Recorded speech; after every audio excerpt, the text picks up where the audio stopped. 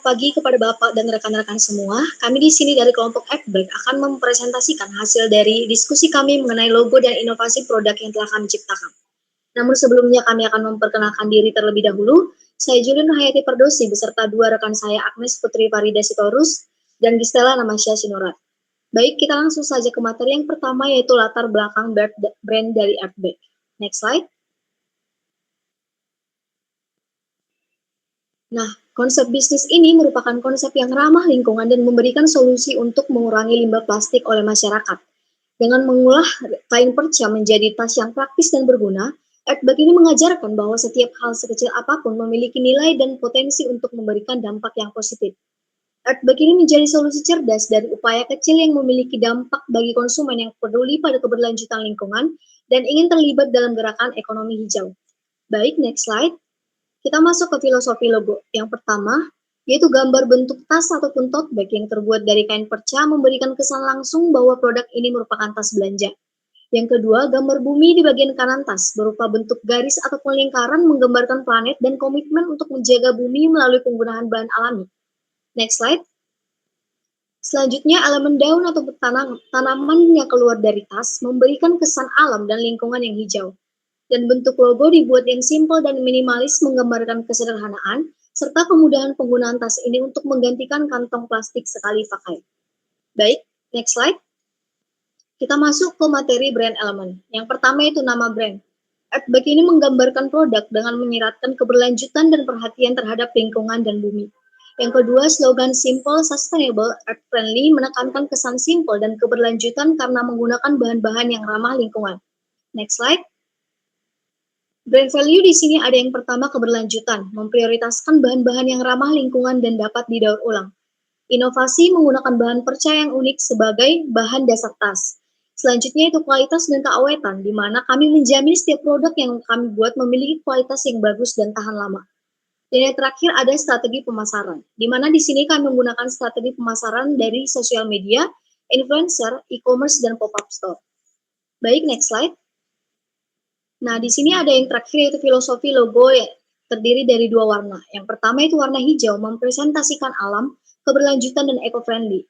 Sementara warna coklat menggambarkan kain perca atau material alami untuk membuat tas. Baik, untuk materi selanjutnya akan saya serahkan kepada rekan saya, Gistela. Oke, terima kasih moderator. Masuklah kita ke materi IMC Adback Brand and Positioning. Brand Identity Adback akan menonjolkan citra merek yang ramah lingkungan karena kita menciptakan produk Adback ini untuk peduli lingkungan, untuk tidak mencemari lingkungan yang lebih lagi. Dan yang kedua itu target market kita. Kita fokus utama pada konsumen yang sadar lingkungan seperti mahasiswa, komunitas hijau, dan para penggemar gaya hidup berkelanjutan yang lebih memilih alternatif produk ramah lingkungan.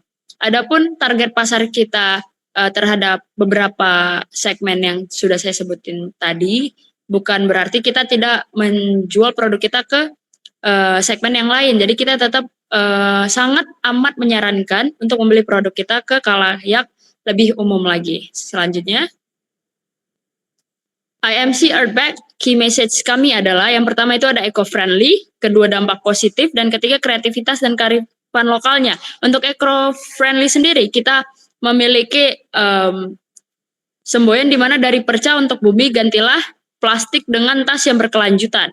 Dan untuk dampak positif kita, tentunya setiap tas Adback mengurangi penggunaan plastik dan memberi kesempatan pada kain perca karena kita membudidayakan ulang, menggunakan ulang kain perca yang tidak berguna menjadi lebih bermanfaat dan tentunya menggunakan kreativitas dan kearifan lokal, yaitu setiap tas Adback adalah karya tangan yang penuh arti dalam bernilai seni. Selanjutnya, nah untuk promosi dan media kita itu ada melalui sosial media yang dimana penggunaan platform seperti Instagram, TikTok, dan Facebook untuk berbagi cerita tentang bagaimana tas Adback diproduksi. Karena tanpa kita pungkiri banyak sekarang orang-orang menggunakan sosial media yang seperti saya sebutkan tadi. Jadi kita juga menuju ke target market yang lebih simple dan lebih direct langsung. Yang kedua itu influence marketing, bekerja sama dengan influence yang memiliki audiens peduli lingkungan, dapat membantu memperkenalkan Adback. Nah, yang ketiga itu adalah event dan pop-up store. Mengadakan event atau pop-up store di kampus atau pasar lokal yang menonjolkan tas earth bag. Ya, tentunya tidak hanya secara digital, kita juga secara konvensional yang bisa kita lakukan di event atau pop-up store. Selanjutnya. Nah, untuk penjualan kita ada 3 poin yang kita tonjolkan, yaitu diskon dan bundling, loyalty program, dan kolaborasi. Dan untuk public relation dan corporate social responsibility kita ada 2 poin, yaitu edukasi dan kampanye dan CSR. Nah, edukasi itu menjalankan kampanye edukasi tentang bahaya plastik, dan untuk CSR sebagian dari keuntungan dari penjualan dilakukan untuk program penghijauan dan inisiatif mendukung.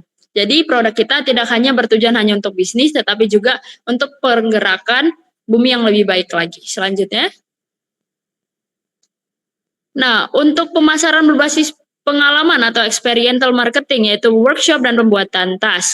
Yang sudah saya sebutin tadi, kita hanya tidak melulu mengenai tentang bisnis, tapi kita juga mencoba melatih beberapa masyarakat atau bahkan semua masyarakat, termasuk dengan customer kita untuk peduli lingkungan dan bumi. Evaluasi dan umpan balik, kita juga bisnis kita sangat membutuhkan feedback dari customer kita, tidak melulu hanya satu arah, tetapi kita juga butuh 2 arah. Selanjutnya. Nah, untuk USP akan saya serahkan ke rekan saya, Agnes. Kita masuk ke bagian unique selling point.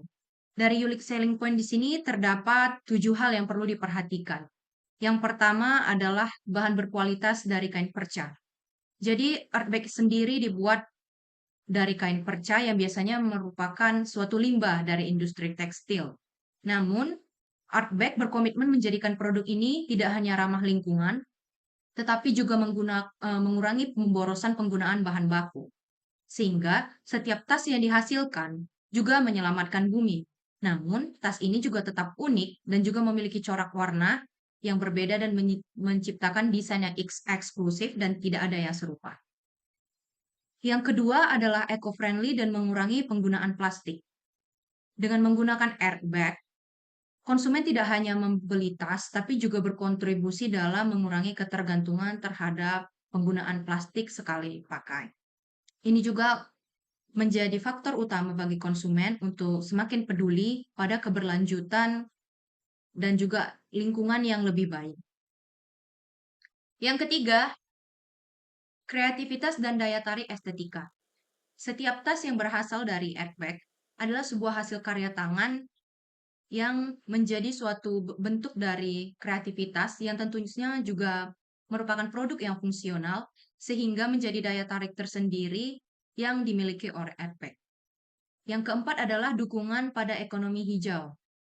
Earth bag ini bukan hanya tentang menghasilkan produk ramah lingkungan, tetapi juga bagaimana menciptakan peluang kerja sehingga membangun ekonomi yang lebih baik untuk kedepannya dan tidak hanya berfokus pada bagaimana produk tersebut dijual, tapi bagaimana mengupayakan segala sumber daya yang ada sehingga lebih banyak lapangan pekerjaan yang tersedia.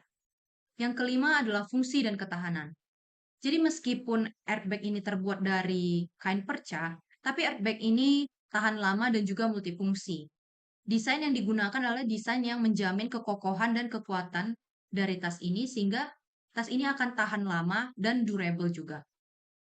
Tas ini juga bisa digunakan untuk hal-hal seperti jalan-jalan atau bisa juga tas kantor karena desainnya yang menarik. Yang keenam ada dukungan pada gerakan sosial.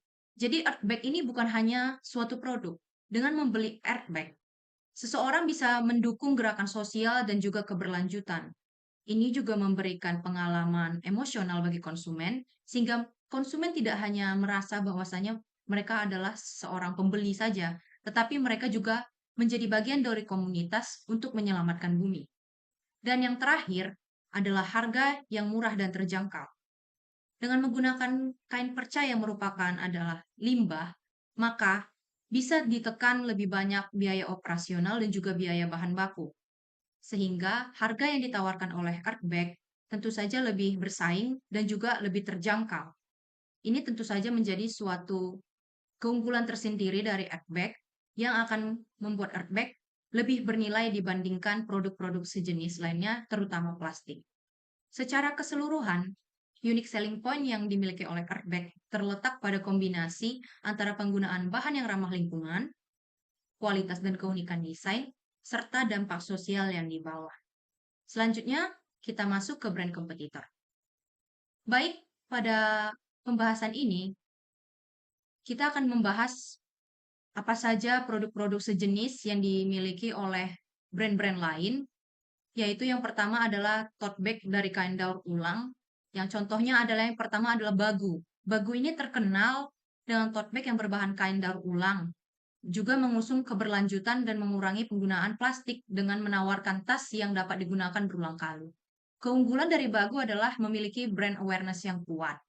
Namun tantangannya adalah kain yang digunakan mungkin berasal dari plastik. Sama saja, artinya mereka masih kurang menerapkan prinsip green economy tersebut. Next slide, please.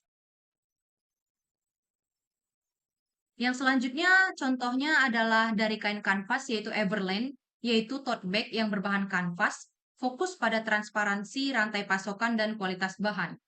Keunggulannya adalah audiens yang besar dan dikenal luas di pasar global, juga memiliki bahan yang tahan lama dan mudah diproduksi dalam berbagai warna dan desain. Sedangkan tantangannya tersendiri adalah sudah banyak di pasaran sehingga sulit membedakan bagaimana untuk menawarkan produk kita menjadi pembedanya. Meskipun ramah lingkungan, kanvas ini bukan berasal dari upcycling yang menggunakan bahan tekstil bekas. Jadi ini masih kurang untuk disebut sebagai green economy. Selanjutnya, next slide please. Yang terakhir ada dari plastik, yaitu eco bags. Tas yang digunakan berasal dari plastik, namun ini tidak menanggulangi permasalahan utama, yaitu pencegahan plastik sendiri. Meskipun keunggulannya adalah bisa menarik pengguna untuk mengurangi sampah plastik. Tapi karena fokusnya tersendiri adalah bahan utama plastik, sehingga kita memiliki tanda tanya tersendiri bahwasanya ini bukan menjadi jawaban, justru menjadi keresahan yang bertambah. Baik, selanjutnya. Demikianlah presentasi kami tentang produk dan juga brand dari Artbag, simple, sustainable, earth friendly. Apabila ada kekurangan atau miskomunikasi, kami mohon maaf. Kedepannya kami berharap brand kami akan semakin besar dan menjangkau pasar yang lebih besar sehingga akan terjadi green economy yang lebih baik untuk kedepannya. Terima kasih.